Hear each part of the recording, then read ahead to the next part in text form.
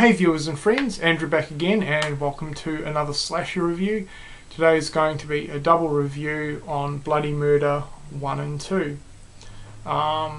They came out in 2000 and 2003, and fairly similar in terms of the setting to the Friday the 13th series. I mean, the mask's even kind of a rip-off. In no way am I even comparing them to the Friday the 13th series. They don't even come close. But yeah, I watched both of them and I wanted to review both movies because I never really hear too many people talk about them. Some may think that's a good thing. But yeah, I definitely wanted to review these two movies. So very, very similar in terms of setting to Friday the 13th. It's centered around a camp called Camp Placid Pines, and it's about a group of camp counselors. The first movie starts off with the camp counselors arriving there leading up to the summer, and then the sequel is the camp counselors finishing up for the summer, so closing camp. So the first movie sort of starts off, you get introduced to all the camp counselors, get to know them a little bit, and they're sitting around a campfire one night and they decide to play a game of Bloody Murder, which is basically a version of hide and go seek pretty much. So everyone runs off in the woods, one person's left to count, and they've got to find them. And while this is taking place, a notorious serial killer from the past makes a return and starts killing them off one by one. The killer's name is Trevor Morehouse, and there he is on the front cover. He basically wears a hockey mask, very similar to Jason Voorhees. So that's the main storyline. Nothing too special in terms of characters. They're all pretty stock standard, pretty plain. Even the killer himself, there's nothing overly amazing about him. And yeah, but it's just a fun time. Definitely a guilty pleasure movie, and I enjoyed it a lot more than I was expecting. Nothing amazing or anything, but I think it's a lot of fun, and definitely one to check out if you're a die-hard slasher fan.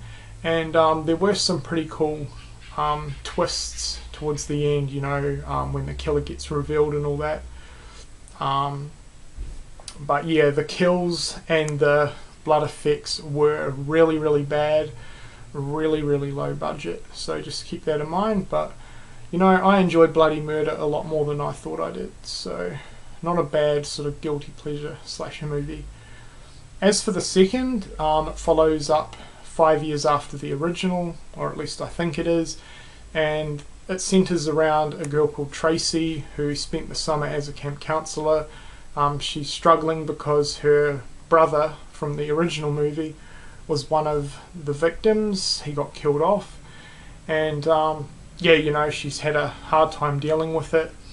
Of course, the killer comes back and starts killing off the camp counselors one by one. The storyline is pretty much a carbon copy of the first movie, except the killer's different, and it's the end of summer, not the beginning of summer. But the overall storyline is very, very identical.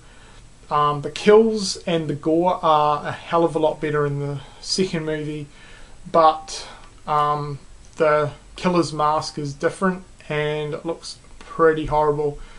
I didn't care too much for the killer in the second movie because the mask is different than the first.